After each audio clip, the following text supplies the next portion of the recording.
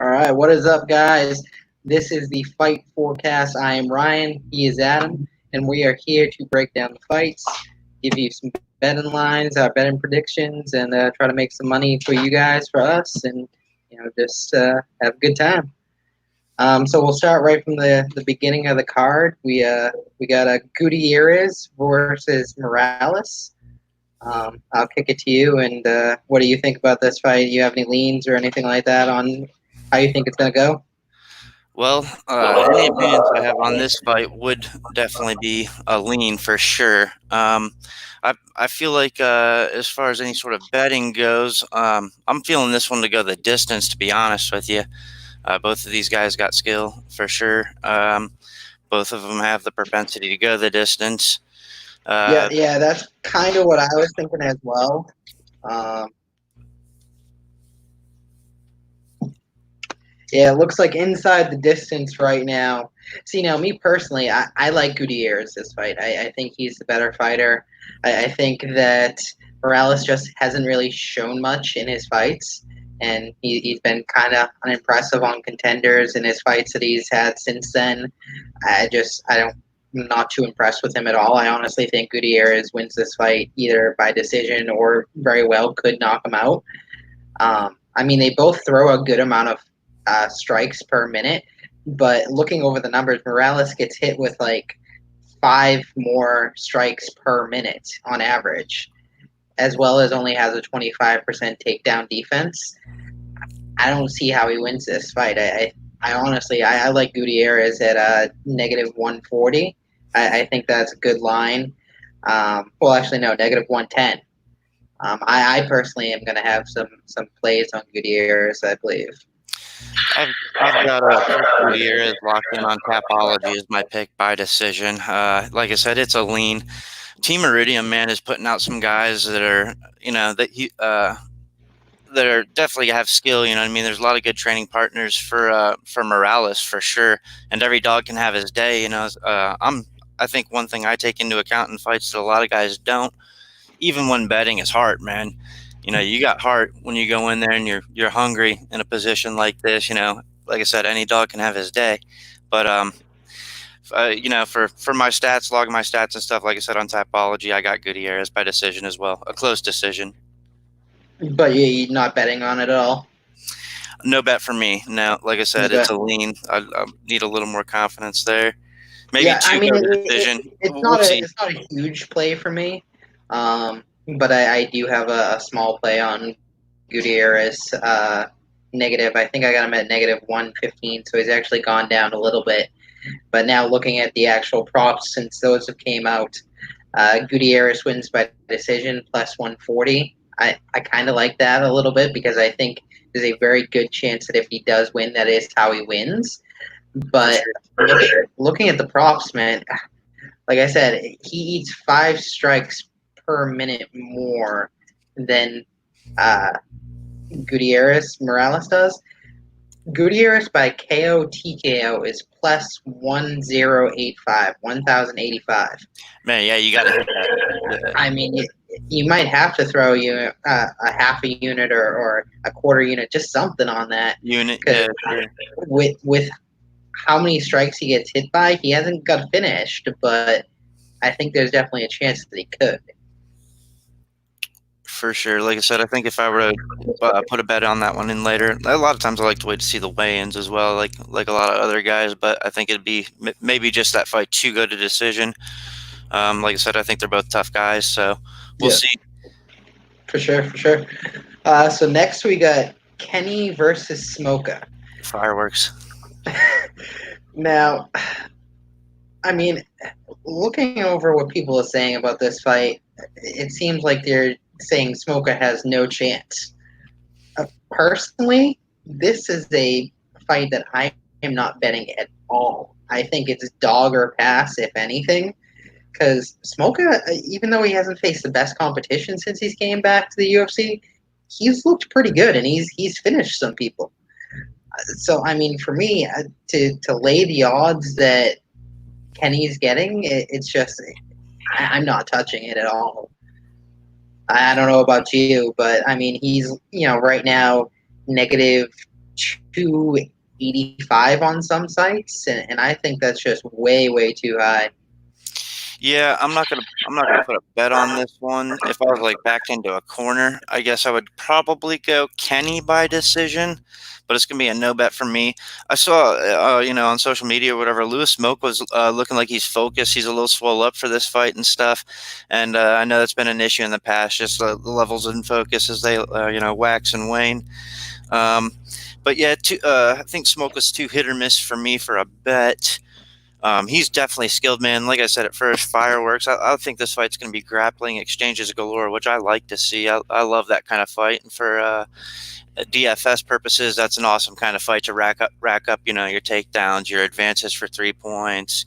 All that good stuff. Which I think it's going to have a lot of. Reversals. I think it's going to Yeah, be a I good mean, both fight. of them have horrible takedown defense. So I Right? mean, Yeah, they'd rather I, roll with the punches and roll yeah, into a submission threat, whatever. yeah.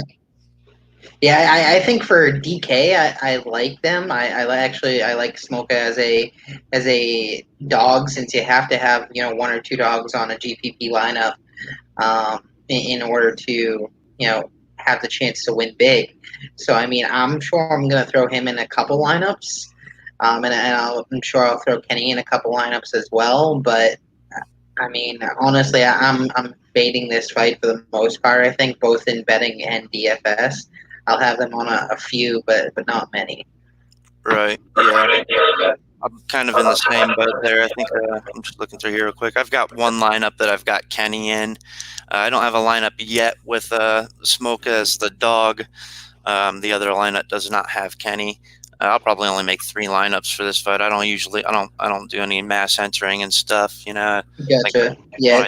I down the Normally I tournament, do I bought about two 20 lineups. lineups. 20 lineups an event is my normal. I'll have one cash lineup and then about 20 GPP lineups in most cases. Not a high money entry, normally the $3 or the $5 GPP.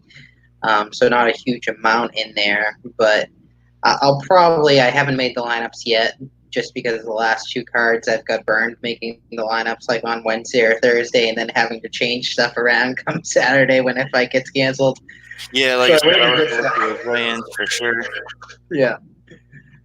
Um, well, next it looks like we got a Royval versus Elliott. What's your opinion on this one?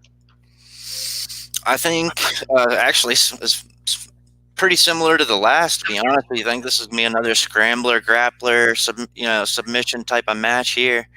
But I think, if I'm being honest, maybe slightly more of the maybe not knockout, but the TKO threat on the end of Royval.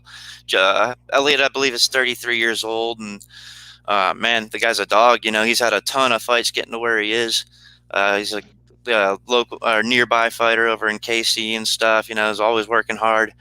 But man, young hungry dogs. Royval. He's like I said, this is gonna be grappler's paradise. That guy is he'll be throwing 2 submission threats, and as he's falling to the ground or rolling to the back and a takedown, he goes for it for sure. But I'm not sure who he was fighting when I was doing a little bit of tape, but a shorter wrestling based guy came running at him, flying at him, and ate the jumping switch knee. It was awesome.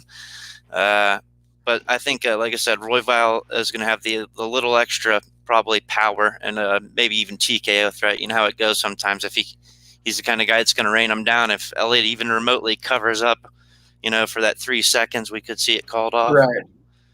Especially if he's bloodied up. Say we're Yeah, deep, I mean, deep in the match. right.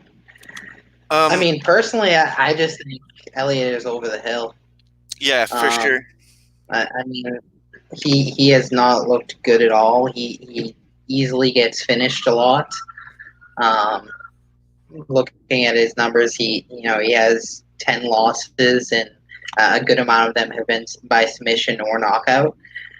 Um, Personally, I like Robel in this fight. I don't know if I will bet his line. I don't think that's where I'm going to go, but I actually like him by submission. Yeah. I think looking at it, Elliott's lost. I think it was 6 fights by submission. Um, And so, I mean, I think that's very good chance that he could get submitted there. And right now, Royval by submission is plus 400. For sure. Yeah. That's similar to a line I hit recently where I can't remember who it was, but he was plus 400 by submission, put it in there, and you know, guy got submitted in the second round. I think it was the Michael Johnson fight actually. Guy got submitted in the second round, and I honestly I see this kind of going the same way. Elliott doesn't have as much striking power as Johnson does, but he's just horrible against the submission. Yeah, it's like I said, he kind of likes to one that likes to roll, definitely grapple and roll a lot, and is vulnerable to a lot of submissions en route to kind of just flopping around and rolling, trying to roll and reversal all this. One more note on Elliott. I remember once again, I don't know who it was, but I saw an interview recently, or I think I was listening to a podcast where he's being interviewed, and Elliott was talking about his fight with Askar Askarov. And that fight, if I'm not mistaken, it went the distance or close to the It distance. did, yeah. It went Did go the distance, right? Well, decision. It he was looked talking like, yeah. about, man, he got caught in the first round, and Buddy was talking about how he didn't remember most of the fight after that. For real. Like he had been knocked out in the first, but you know what I mean? Obviously, it went the distance, but he said by his own admission, something caught him, and the rest of the fight is kind of a blur. He didn't remember going back to his corner. And at 33, like I said, with that many fights, it's not a good look to put your money behind, in my opinion. Like I said, I like the guy. I think he's a dog for sure. I think he puts on exciting fights. I Yeah, think we no. can keep him around as long as he wants to fight and make money. But I don't think this is the spot. Yeah, no, I'm the same exact way looking at it. You And think? the more I look at his fight, I mean, his last four fights, two of them have been lost by submission. One was that decision. One he won by submission. But I mean, I think I think Royval wins. I'm gonna have Royval in a couple GPP lineups for sure, Yeah. just at his price. And I mean, that submission prop, I'm probably gonna throw something on it for sure. You think with that Royval win, we might see a call out for Casey Kenny? I think they had fought before in LFA. Might see a little rematch call out with a win on both ends each fight. Yeah, we definitely could see something like that, and that'd be a pretty good fight, I think, honestly. Yeah, for sure. I think I think it headlined that event, if I'm not mistaken. So yeah, I'm sure they'd run Yeah. it back. Yeah, both of them are good grapplers, good people down on the ground, and I think they'd have an entertaining fight, kind of like that Mitchell fight that we saw recently, where not a lot of strikes, but great grappling matchup, and Yeah. um, that was an entertaining fight to me. I loved it.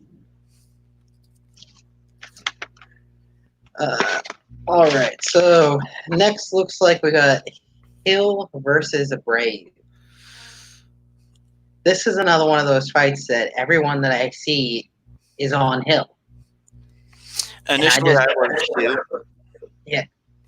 See, and I've been going back and forth on this fight because initially I was the other way. I was on Abreu. Now, I wasn't on Abreu enough to probably bet him, but looking at the tape, looking at some of the stuff that Hill has struggled with, like takedowns and stuff like that, and the fact that Abreu is a much bigger bodied guy, I felt that he could potentially get the takedown and just kind of lay on top of him for 3 rounds and maybe grind it out by decision. Looking into it a little bit more, and this is just maybe looking into it too much, but I was looking at Abreu's like DraftKings points today and stuff like that when I was making my cash lineup. Guy just does nothing. He doesn't strike. He doesn't really do takedowns. I mean, he does nothing. So now I'm not sure, honestly. I think I'll probably stay away from this fight the more I look at it. If I do bet it, I think it would be fight goes the distance negative 155 because I don't think either of them finish either of them. I don't think either of them have very good power. And, I think that honestly, I think they're boring fighters. I think if yeah, I think it's likely to go to decision. I think any DFS, it.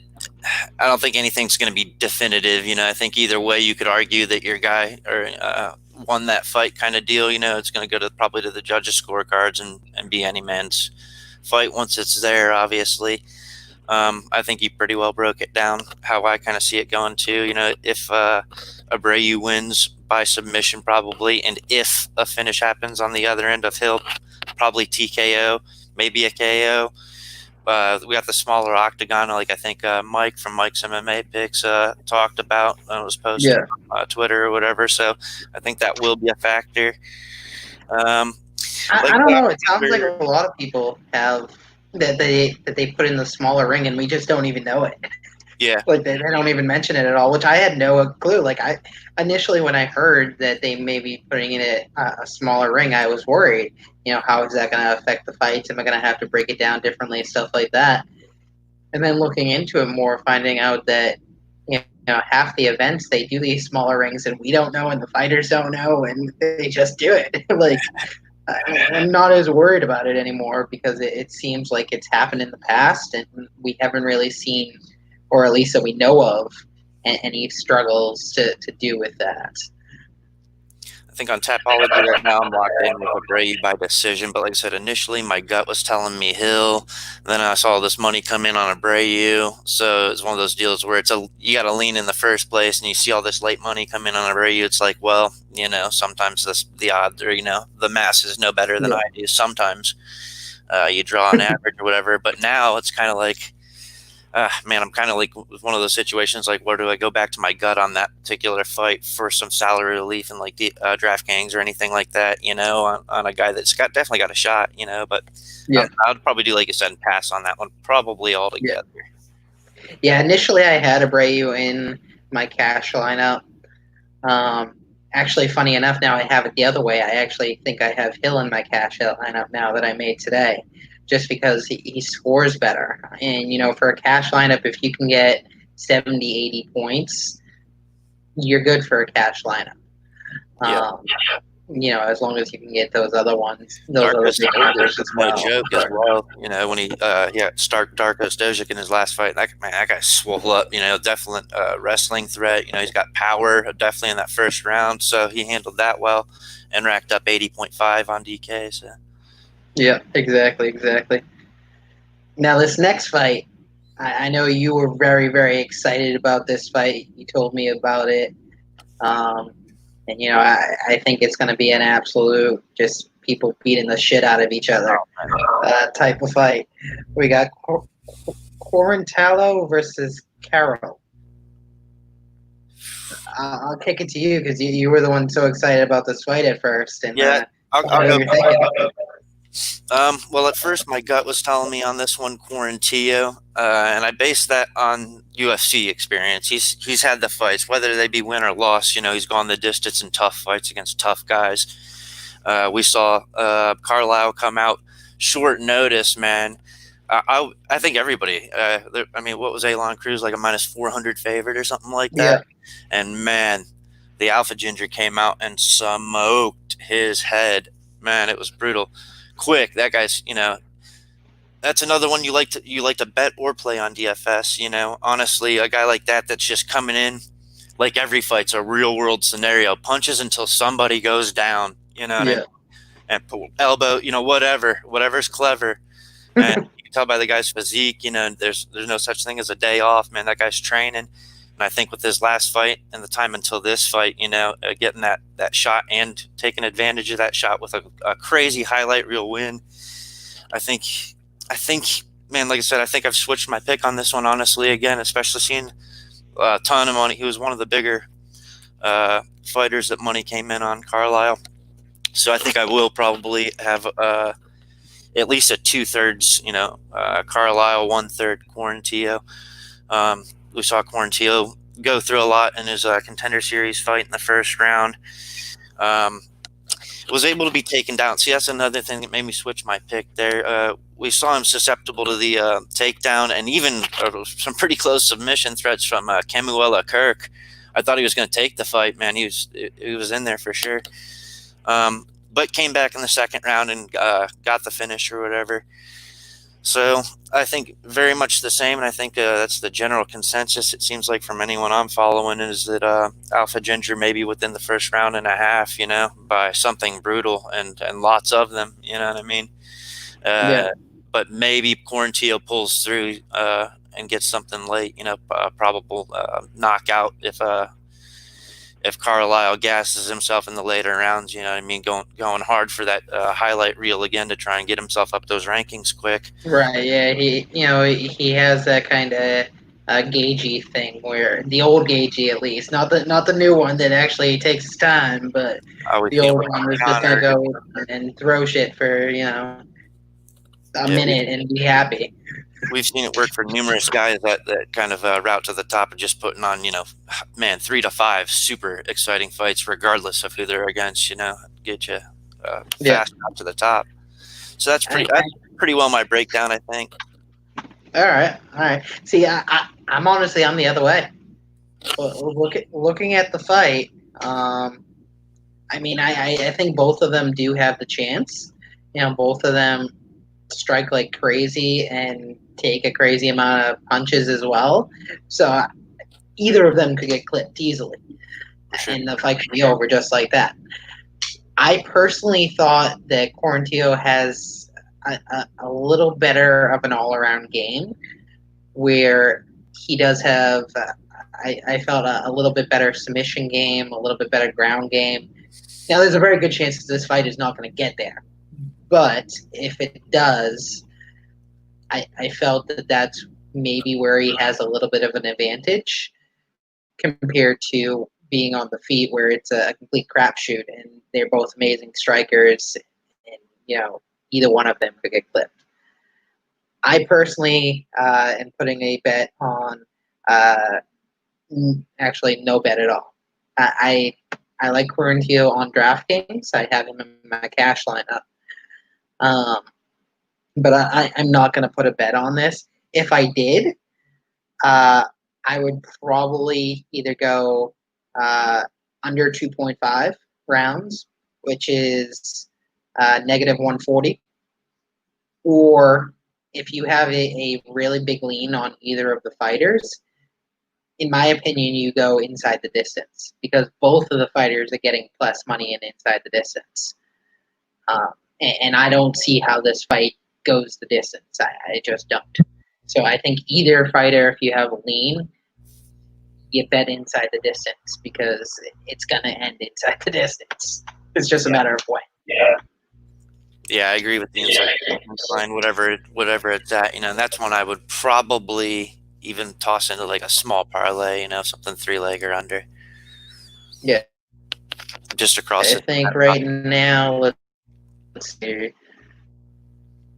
Right now, inside the distance is. Second. Get it pulled up.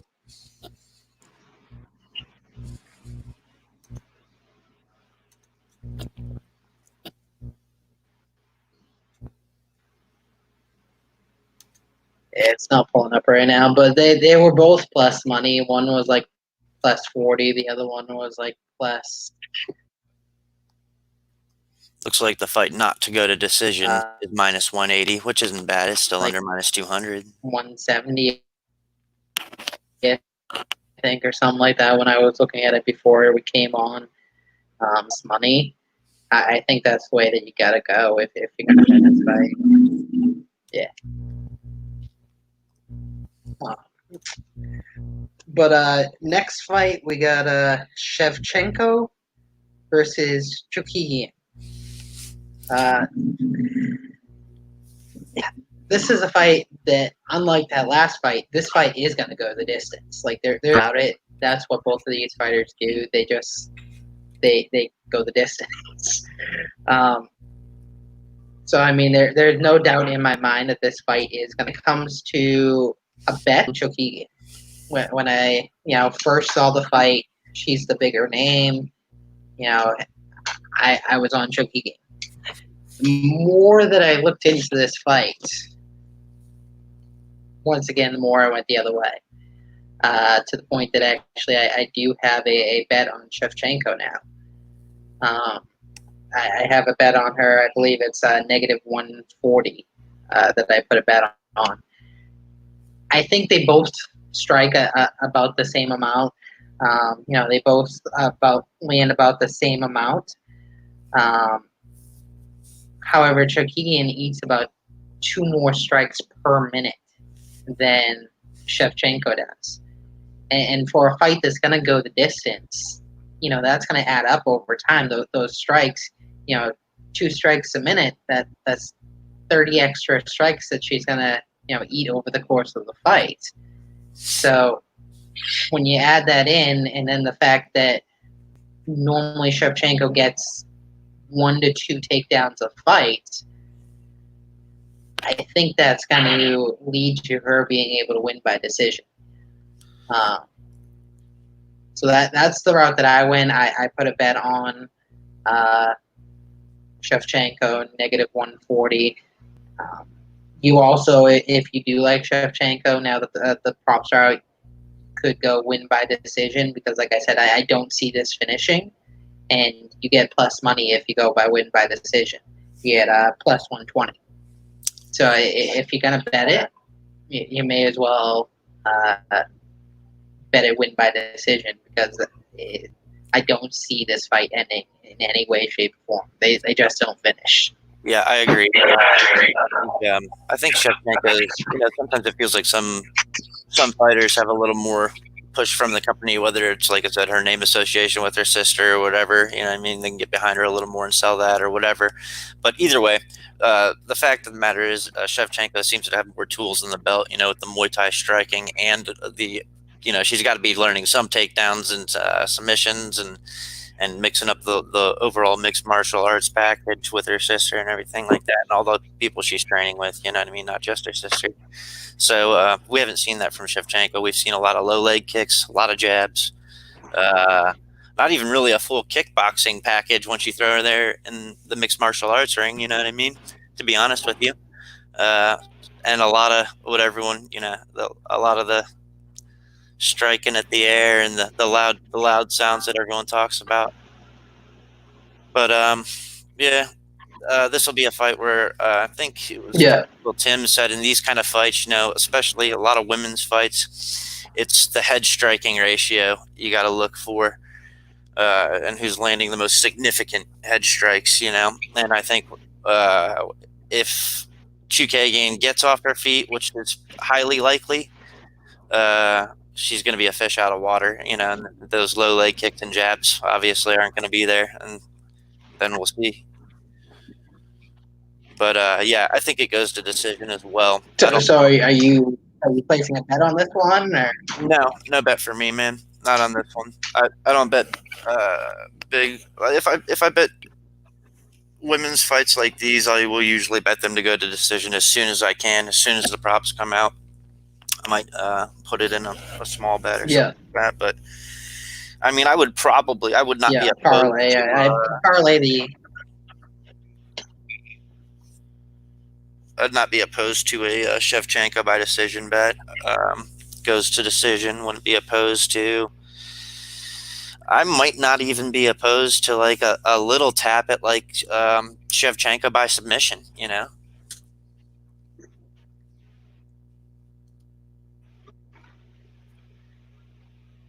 Gotcha. So next fight, it looks like it's actually another women's fight from what I can tell here on the card. It's Dern versus Cyphers. I'll kick this one to you because I personally I don't really like this fight at all. I know everyone else does, but yeah, I think people have liked. What's your opinion on this one? I think people have kind of liked following both these girls' fights. Hannah Cyphers came out, I think, in her debut as a short notice replacement, and was a definite dog. She'll give it her all for sure, and she's still learning. And I think as she gets more fights in the UFC, she's getting better places to learn from people. Mackenzie Dern, though, been putting in the years and years with the BJJ. And obviously we haven't seen much of Cypher's on the ground, and I don't think that she'll have much of a shot if it goes to the ground. And seems like typically Dern's able to get it to the ground. I think especially in a fight like this. I mean, we saw her. I honestly, in her last fight, was it she fought Amanda, when she fought Amanda Ribas, I didn't think that fight was going to go to the decision. I thought Ribas was going to get that one done inside the distance, and Mackenzie Dern Yeah, was yeah, able to pull that one out to decision. So kudos there. And obviously her wins against like Amanda Bobby Cooper, Ashley Yoder, Kayleen Medeiros, numerous others before that. But and like I said, just the years since she was a kid put into BJJ, I think is going to pay off in this fight. And I think with somebody like that that's a career mixed martial artist, they're not always going to throw them into the fire. I don't think they're opposed to the slow rise and kind of keep training them and letting them build. But yeah, I think on Tapology I have it as Dern by submission round 3, I believe. yeah. And I think that's what I have as well. Is Dern. I think I put submission round 2 actually. Oh, that's what I put as well. Dern submission Okay, round 2. so I did 3, then you did 2. All right. So I knew it was we were a little bit different there, but we thought the same ending Yeah, I think and same winner. But it's not something that I'm going to bet on because I think the odds are way too high here. This fight, in my opinion, is a lot closer than the odds show. Dern right now is over a negative 400 favorite, which just seems crazy to me. I think that's way too high. I personally, I see her more as like a negative 300, 280, somewhere around there. I think negative 400 for a fighter that hasn't really shown a whole lot. Has shown some good stuff, but not been amazing in the fights that I've seen her. I think Cypher's has a puncher's chance, basically. If it goes to the ground, I don't think she has any chance at all, which it probably will end up at the ground. But if she can somehow keep it on the feet, I think she has a puncher's chance. Is it correct that I'm by submission plus 850? You see that? I don't have it in front of me right now. Let me pull it up, because if that's the case, then that's insane. Right? But Dern inside the distance minus 160. That can't be right.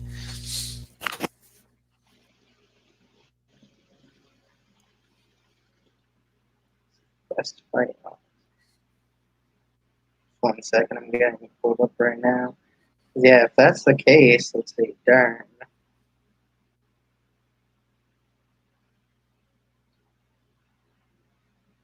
So we got Dern. Holy shit. You see that?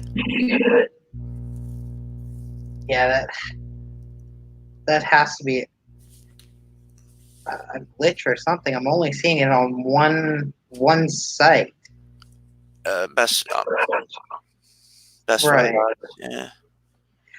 But I mean, it shows all the odds for all these sites on Best Fight, and I only see that line on one site. The other one has it 5 dimes. as negative 110. Yeah, listed for 5 So, I dimes. mean, it says Sport Bet. It's plus 850. But I mean, if that's the case, I think you got to load up on Sport Bet right now, because that's just an insane line. Because I mean, there's just, I mean, I guess there's a chance, anything can happen, but there's a very strong likelihood that she wins this fight by submission. That's what she's going to go for. That's what she's known for. So, my guess is that they'll void the bet if you bet it on that site, honestly. But if you get lucky and they don't void the bet, that's one that you load the fuck up on because that's just crazy. Either way, yeah, that'd be my pick. Dern by submission, round two. I think she'll probably end up gassing Cyphers out because Cyphers is the kind of chick that's going to give it her all, and you know she's probably going to get taken down at some point, probably early. And I think she will get back to her feet, probably a couple times as well.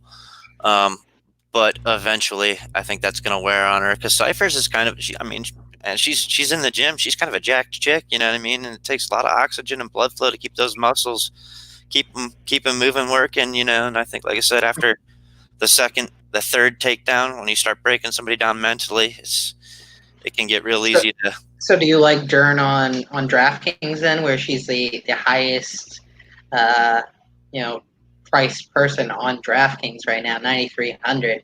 Personally, I mean, this is the second or third card in a row where we've seen a woman be in the top two or three priced people, if not the highest. We had Eubanks as the highest a couple cards ago, and I mean, I just have a hard time paying up for, not to sound sexist, but a woman MMA fighter.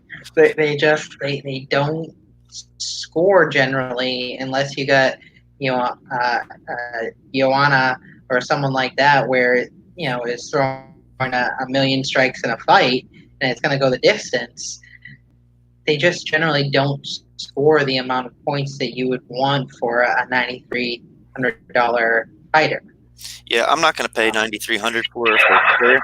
I don't see it scoring that much. I'll disagree with the picking women's fights. A lot of times, I am looking at these women's fights to see if there's that dog. I mean, every time they throw Rebus in there until she loses, you know, I think of fights a lot of times like back her out a little bit.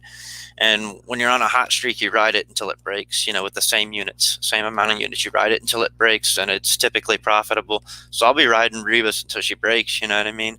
Yeah. Especially on that's DraftKings included. I think she scores well and can score well. And there's a couple others, but few and far between. I'll agree with that for sure. So I don't make any kind of like pattern or strategy out of that. I just pick and choose my spots there. The underdogs, absolutely. I'm all for an underdog female fighter, but at someone priced as the highest fighter on the slate, 9,300. That's just not something that I see myself doing. I'll probably have her in a couple lineups just because I'm sure she'll be high owned, but I don't even really see her getting many advances, which is something that she should be able to rack up with all that BJJ experience, to be honest with you, because I think if she gets the couple advances she needs, that submission's going to be there, you know? And I don't think she's going to be, you know, grounding and pounding and racking up some kind of like crazy strike ratio on the way to that submission either. I think typically all of her energy goes towards the takedowns necessary until wearing an opponent down and getting that submission. So yeah, with our prediction of a second round finish on DraftKings, that's 70 points there. And what, you know, a takedown, 75 points. That's takedown, yeah, 75. Maybe a few strikes. We're talking 85, 90, maybe tops. 3 takedowns, 85 points, and like probably not more than 5 points worth of like significant strikes. And you know how Fight Metric likes to rank what a significant strike or a knockdown or whatever is, you know. Right. So I mean, for a top priced person, I just don't really see it worth it. Yeah, same here. I'm going to pass on that and save that money for something else. You know, it's funny. I've been ending up. Somebody else had said just the last few DraftKings winners kind of ending up with a little bit over $1,000 left in salary on this one. I've got a lineup that's got almost double that. You know what I mean? And I mean, like, let it ride, bro. Let it ride. So the last card I came pretty close. Had what's his name? Harris scored 106.5. So had he scored that, finish in the first round, I would have won over $7,000. Yeah, you smoked me in that last contest or whatever. I had about 3 guys that were off. Man, it was just not a great night, but that's how it goes. But that was one of those cards where, most of my lineups, like I said, I made 20 plus lineups. Most of them had, probably anywhere from 600, 800 a few even probably did have 1,000 left over just because there were so many dogs or mid-range people that the higher priced people, it seems lately, just aren't great DraftKings fighters. That They're Harris, bigger names and they should get the win, but that Harris Overeem fight, that went the distance. Yeah, Harris was the higher priced one. He Right. he yeah was 8,700, I believe. They went the distance, Um, didn't they? no, no, no. He got knocked out in the second round. Second round. Okay. Yeah, I didn't make it to the end Yeah, of that fight. yeah, got knocked out in the second round. He rocked Overeem in the first round. Looked like it was gonna potentially finish, and then Overeem did a great transition. Went to like grab him in a leg lock, which then Harris had to back up, and from then it was game over. Okay, right on. Overeem just pounded him, but um, it is what it is. Still made a little bit of money, so it's still a profit. Yeah, for sure. The both of, and no hard feelings at the end of that fight. Obviously, they were both in there to do that, make money, and with Overeem having such a long career, like I Yeah, said, no hard feelings, especially with everything going on in personal lives and everything. It's crazy stuff, right, man. for sure. Crazy world we live in. So the next fight is the one that we both kind of said, we were both leaning the same exact way that it's a walk pretty much one way. So we got Roberts versus Weaver. I'll let you go with this one, and uh, you kind of told us a little bit, me a little bit off camera what you were thinking, but um, Well, let me review my notes here just for a second. I'm a big fan of Brock Weaver. Like I said, I'd watch his bare knuckle FC fight, and he was kind of heavily anticipated coming into the UFC. And he's a dog once again, man. That guy's here to throw hands. He ain't scared to get bloodied up. He ain't scared to. I probably ain't scared to die in there, to be honest with you. But uh, man, like I said, that last fight, I was on Kazula Vargas just based on the lack of like a wrestling game, really, which seemed apparent with the going to kind of a bare knuckle boxing match right out the gate, or more boxing style that he has. Uh, and obviously that fight, really, I can't even really say that. I can't wait to see Brock Weaver come back, to be honest with you.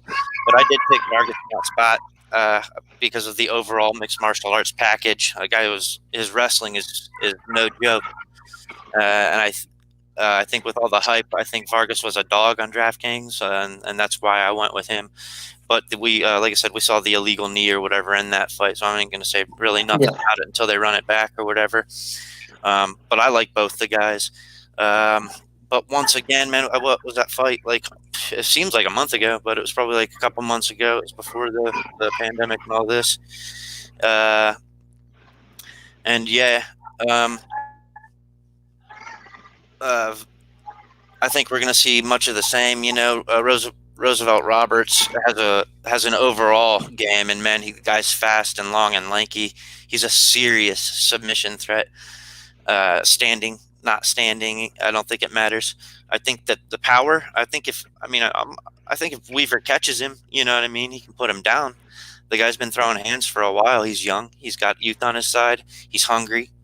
Um, you know, like I said, any dog has his day, but Roosevelt Roberts has those UFC fights under his belt already. You know what I mean? Against guys, Yakovlev. I love Yakovlev, man. That guy's awesome. He comes to throw down. His striking is good. You know what I mean? Alexander Yakovlev, yeah, submission threat, man. I bet him in that fight, and I think I played him on DraftKings too. I was like, "There's no way," you know what I mean? I was like a little too deep, a little too soon. I thought, you know what I mean? I was like, yeah, Yakovlev might smoke this guy, especially. I just thought Roosevelt Roberts would be basically his game kind of played into Yakovlev's game. I thought, or so I thought. You know what I mean? Not after that fight, the kid's for real. And Vince from Hell P Shell, man, are you kidding me? I can't even imagine how many takedowns Vince from Hell P Shell would score on most professional fighters, let alone an average Joe in any fight. So yeah, he made that one into the third round. Gifford, third round, scored 84.5. Daryl Horcher, guy came in on short notice against Khabib, 98 points against him. And then all the time training until this fight, you know what I mean? I think he's got good people around him, and I think the submission threat's going to be real in this one. Kudos to both guys. I'm a fan of both of them. I like to see, whoever takes this one get a good opponent in their next one, and whoever doesn't take this one get a good opponent on the rebound because they're both skilled. Absolutely. But I'm going to have to go with on Tapology. I've got Roosevelt Roberts because of the submission threat. I think it's going to be real. And I think, like I said, even though the last fight ended with the illegal knee, we saw a little bit of struggle to get back to the feet until that knee came. So I think we're going right there. I think Roberts might come in with some feints in the hands, early, maybe a little bit of striking, but it won't be long before we see a single leg or something. Somebody's legs dove for, or even in the clinch. I got to see the weigh-ins, but I think Weaver's going to be the bigger guy physically. The guy's swole, and I think if Weaver gets him up against the cage, we could even see, like I said, some of that standing or climbing the fence type of guillotine submission threat. Really anything, but that's pretty well how I see the fight going. You asked me if I thought there was any locks on the card, and I'm going to have to say that one's probably one of mine. Yeah, I've got him in all formats, and I'll probably bet that one. I'd probably bet Roberts inside the distance. Yeah. Yeah, I'm the same exact way. I think this is a big jump up for Weaver, when it comes to who he's faced. Yeah. And I just don't think he's ready for it yet, honestly. I mean, Roberts is a great up-and-comer. He's, working his way up, showing great skill, and I just don't think Weaver's ready for it. He's shown some good fights, but when it comes down to it, and also the bare knuckle fighting, like I know Sherman, had done it and had done great in his last fight, but that messes with you, man, because taking punches with bare knuckles, that makes your chin a lot weaker, honestly. Oh, for sure. It makes you've only got so many shots in you, but you got to take into account most of these guys, if we're being honest, most of these guys that get into the fight game, if you think that they just walked into the gym and the only time that they've been hit in the head or in the gym with pads, yeah, you got it messed up. Yeah. Well, no, I'm sure that is not the case, but going out there and going, okay, I'm gonna get punched in the head with bare knuckles for 10 minutes, right? Like, that. For sure. Doing that more than once, that's not really something that you want to do and think you're going to make it in the UFC very long. You might take 3 fights worth of damage in one fight, in a fight like that on the hardware for sure. And the software. I agree with you on that for sure. Like I said, I'm a big fan of both fighters. I hope to see if Weaver ends up on the losing side of the fight. I hope they give him a good opponent on the next one and a little more time, maybe like 6 months. Let him improve, let him work on that wrestling, because I think he can be a really exciting fighter. He could sell a lot of tickets. He could fill the venues, just a little time and give him a guy like this to let him know, like, this is how you got to come. You got to come correct. Yeah. And I think Weaver rise again for sure. I have Roberts as a parlay piece. He's negative 350 right now, so he's too high for me to bet straight and feel comfortable doing it. But I definitely don't mind adding him in a parlay, as a main staple in that. Or if you did feel that he is going to win inside the distance, right now inside the distance for Roberts is plus 170. So, I mean, that's definitely good odds if you feel that he is going to win inside the distance. That's worth throwing something on. Yeah. I personally, I don't know if I think that he's going to win inside the distance. So I'm not going to throw money on that personally, but I mean, if you think that's how he's going to win, then plus 170 is definitely good odds for that.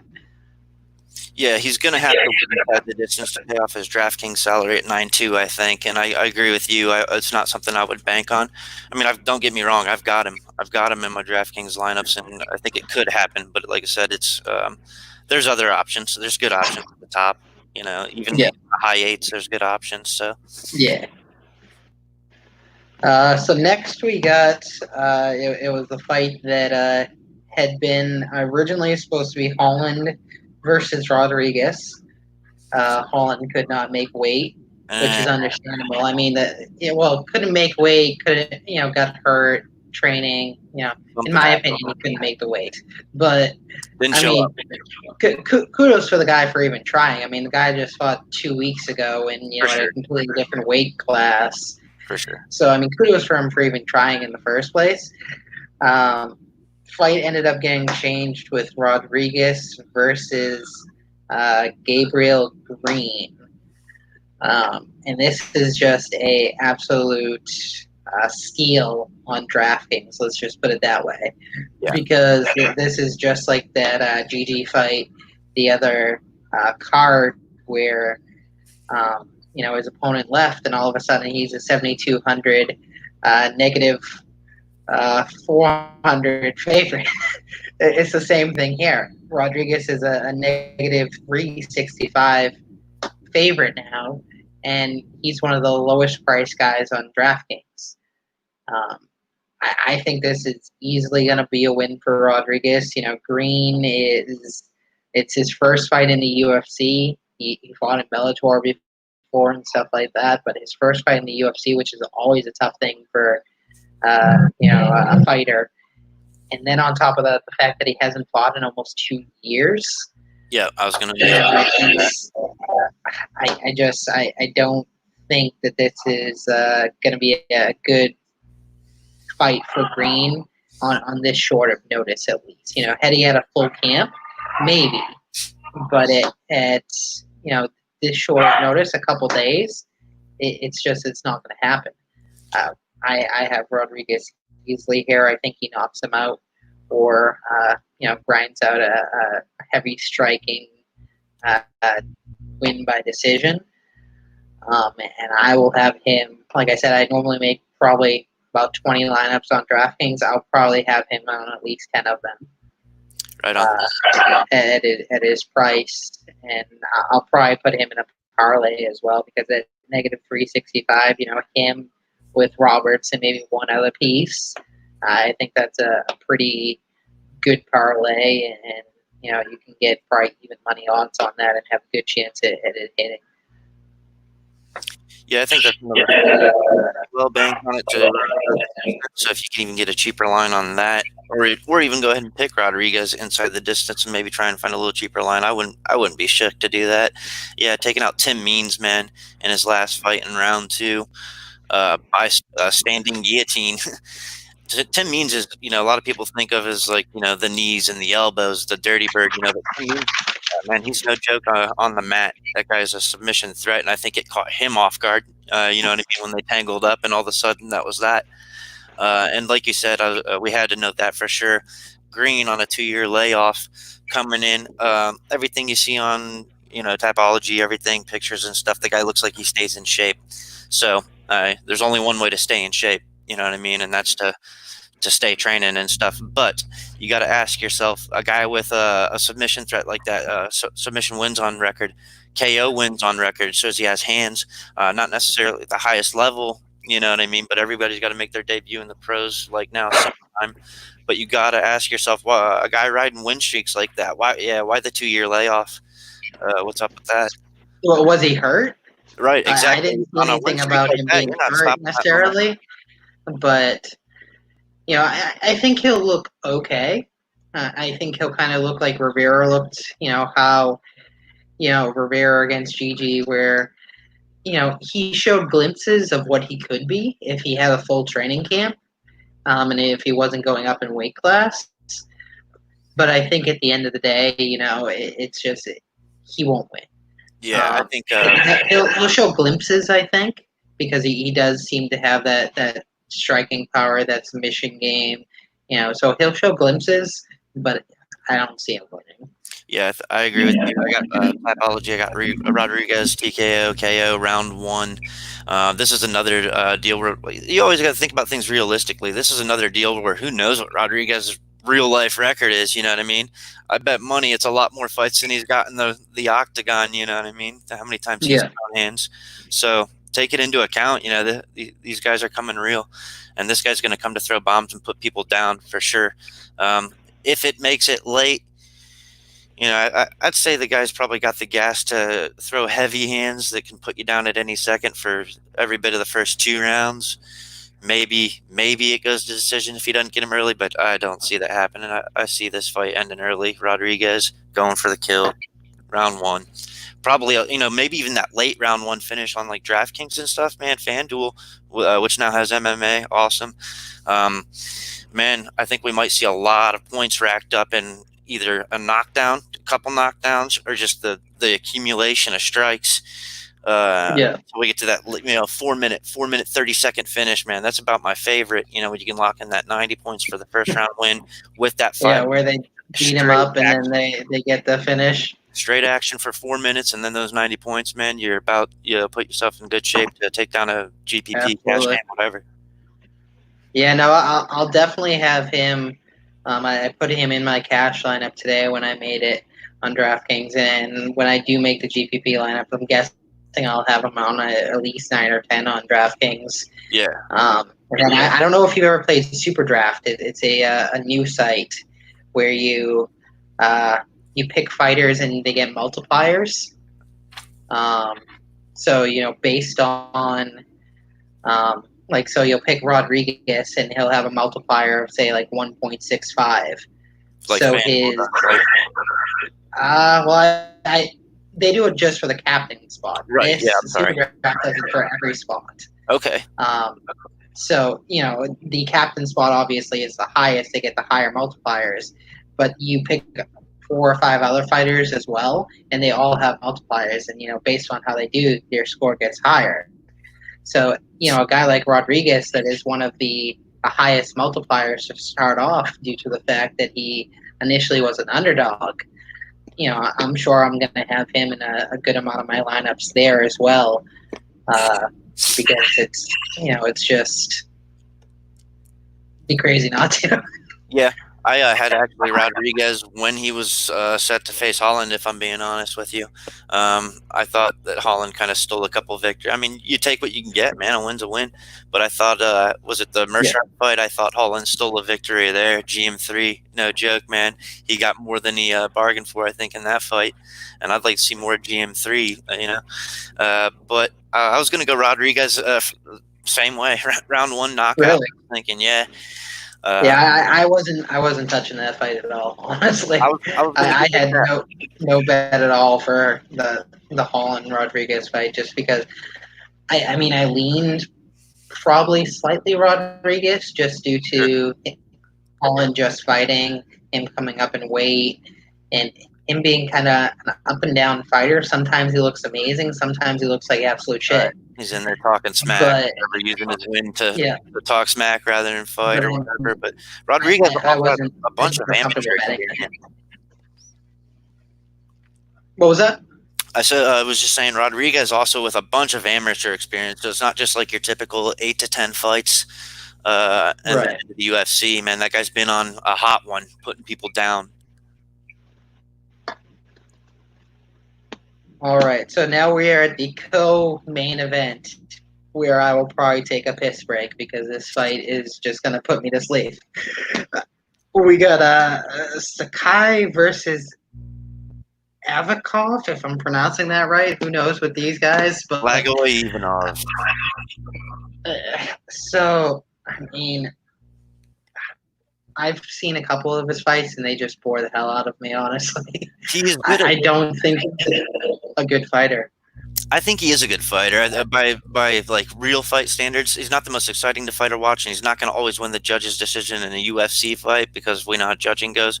But Blagoy Ivanov with 18-2, man, he's fought some serious guys, and that's just kind of his game, man. It's the boring fight that makes him look good defensively, combined with a handful per round of serious, a couple serious counter strikes that land well. And he's durable. That guy's got he's like a grizzly bear in there, man. Um, Yeah. so I initially actually was going to go Ivanov based on experience, but just looking through the record and watching the tape a little more, I think Sakai is once again a little bit younger, a little bit hungrier. I think he's got the size and weight. I think he's got the reach advantage. I think that he will respect Ivanov's counter striking and hands. And also, Blagoy Ivanov's lost to, one second here in my notes, our boy Alexander Volkov by submission. Lost to a taller guy by submission. Augustus He Sakai's. lost to Junior Dos Santos too, I believe. Yeah, yep, JDS. by decision. Um, so I think we could see the same thing. I think, like I said, Augustus Sakai's forte is going to be his submission grappling in this one. I think he's got the size and reach to keep it. Even if his striking is, I don't believe that his striking is as good as Blagoy, even though particularly his boxing. If I'm being honest, but I think he's got the range and he has more jab power. enough to keep him at bay until he needs him to come in. So I think my pick is definitely switched here. I'm going to go with the younger, hungrier, and Bellator experienced Augusto Sakai in this one. I also think Sakai. I think he's got the backing of the UFC, if we will. Like I said, they like a young, hungry guy that's lower on that Reebok pay scale or whatever pay scale. Yeah. Things are negotiated. That's there to put on exciting fights versus the guy that's racked up a little bit of a pay scale, who's always going to decision like Ivanov. Not to bash him, that guy's got heart. You know what I mean? But yeah, give me Augusto Sakai, and I even actually think, although it's more than likely it probably goes to decision, I think Sakai.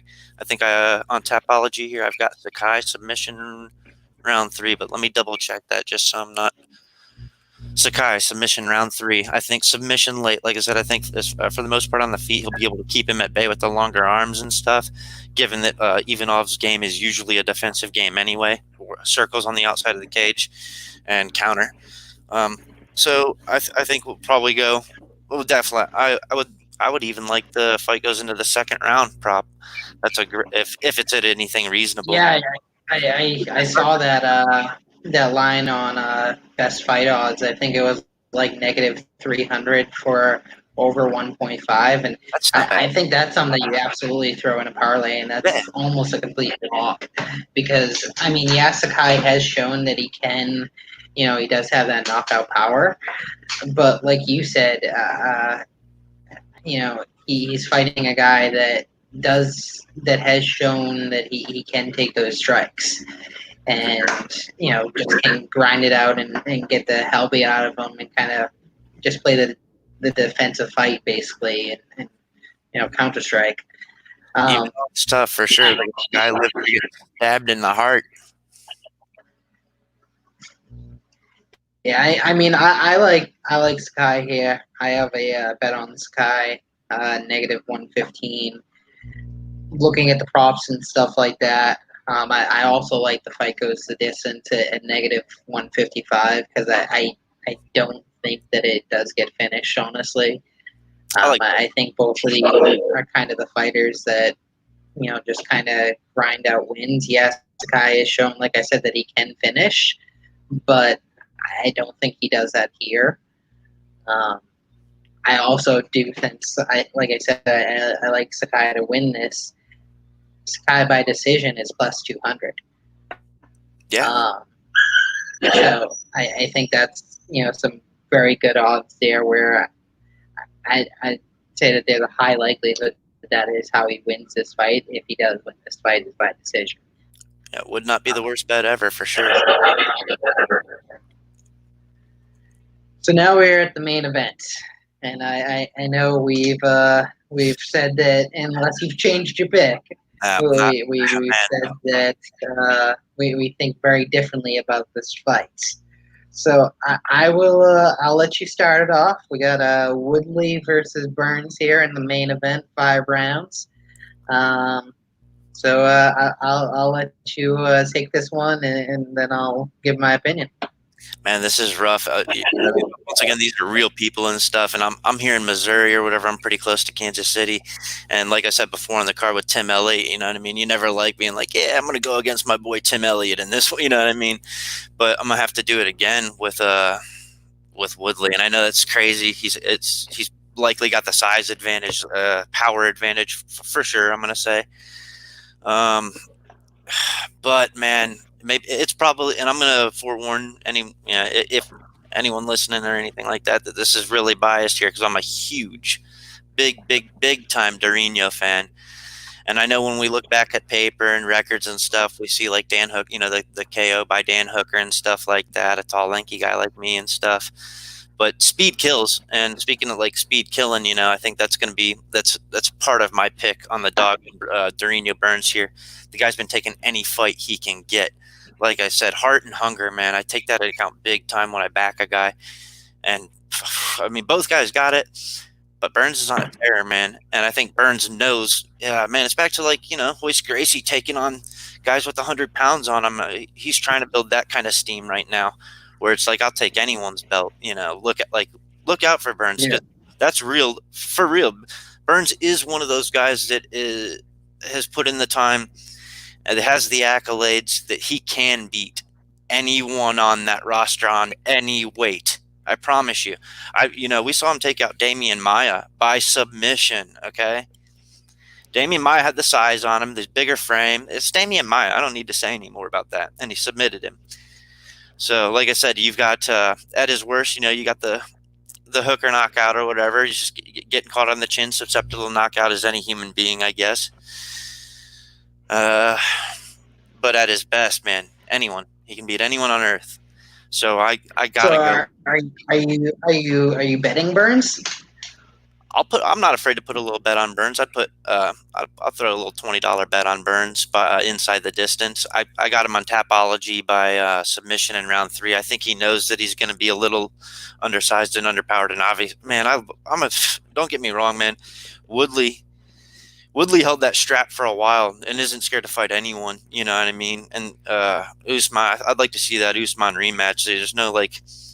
There's no real bad blood in that Usman rematch. It's competitive bad blood. I think those guys are kind of like brothers, and I think the adjustments needed have been made, and I think we might see Woodley show a little more of those adjustments in this fight because I think they'll be necessary to defend some of the threats that Dorino is going to be coming with. But third was Woodley 38. For what? I think Woodley's 38 years old, if I'm not mistaken. It was a young 38. The guy's an animal. Yeah, I believe so. But like I said, man, he's up there. But I go with my gut sometimes when I got to go with my gut, and I sense, like I said, I sense it's not wild to see a Woodley fight go the distance or go the rounds or be a patient fight. I mean, that guy's in there and he cares about the win. He doesn't care necessarily about being in there and getting into a brawl that, to have the fans see people get bloodied up. He's smart in there.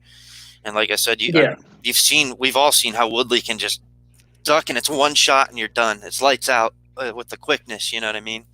But I think if I'm being honest, Dorino, he definitely has that knockout power. A little bit leaner, man. I think Dorino's going to have the speed. And like I said, speed kills if he can catch him on the chin. If he can even catch him on the chin enough to put him down, not knock him out. Like I said, Woodley's tough. I think he's got the size advantage. His jaw ain't made of glass, that's for sure. That guy's tough. But even if he can clip him enough to stun him, you know what I mean, and jump on that submission, that's all it takes. But that's my prediction. I know it's going to be a pretty unpopular one, but especially with the main event dog pick and stuff. But like I said, we'll see. Yeah, and I mean, it definitely can happen because you look at the last 2 cards here where in the main event that the dogs won. Dorino's probably the last 2 cards. To Gilbert Burns. Yeah, Overeem was a dog, and I can't remember what the other one was, but he was a dog as well. And so both of the last 2 cards, actually last 3 cards, because Gaethje was a dog as well, and he he won. So That main the event, last three cards actually. there was a card where three dogs won in the main event, was there not? Wasn't it that Gaethje card? Yeah, I think so. Yeah, What? that was a The crazy last card. two fights of the night, if I'm not mistaken. Yeah, It but I mean, I just I think this is too big of a jump for Burns too soon. I Yes, Maya is a big name, but we can both agree that he's well past his prime. for sure, for sure, He's good at what he does, which is kind of wrestling and grinding out the win. But you know he's well past his prime. I when think do we say that about Woodley at 38? I don't think he's there yet. Okay, Just for the simple fact that I mean, he fights. Yes, he does fight he kind fights of a he similar fights fight very safe to when he gets that knockout. He's right, defensive, very very patiently. Sometimes he wrestling can be defensively very boring in his fights. because he's Uh, safe and he's keeping his head intact. Yeah, for sure. right.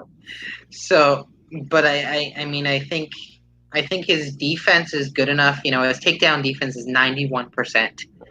So there's no way that Burns is going to get him to the ground unless, like you said, he clips him and then jumps on him. That's his only path to getting Woodley to the ground, in my opinion, which is where he needs to get Woodley. Um, I, It's going to be an awesome fight for sure. I see it, like I said, going at least 3 rounds. So, you know, yeah, what I do you think think? You think Woodley early, or you think still later rounds? no, I think Woodley wins by decision. Honestly, I think that he could clip him later rounds, fourth round, fifth round, something like that. But I think Woodley is the type of fighter that, for the first 2 or 3 rounds, I feel that he's just going to be kind of feeling him out. He'll throw strikes here or there, but, he's like you saw with Thompson and people like that. He's a very, very boring fighter, honestly. He gets the wins, but he's kind of like that Rashad Evans, how he used to be, where he gets the wins, but they're just not the most exciting fights. Yeah, and his last fight's Um, on the record. DraftKings stats. Why? Sorry to interrupt real quick, but DraftKings scores wise. His last fight's on record with Woodley. Anything that goes the distance doesn't typically score well. It's when he gets that power right, counter, that knockout that he scores well. right, So I'd be yeah, and I mean that could happen. I think for most times with DraftKings, I will not fade main event uh, the main event just due to the fact of it being 5 rounds. fight I metric is could see great.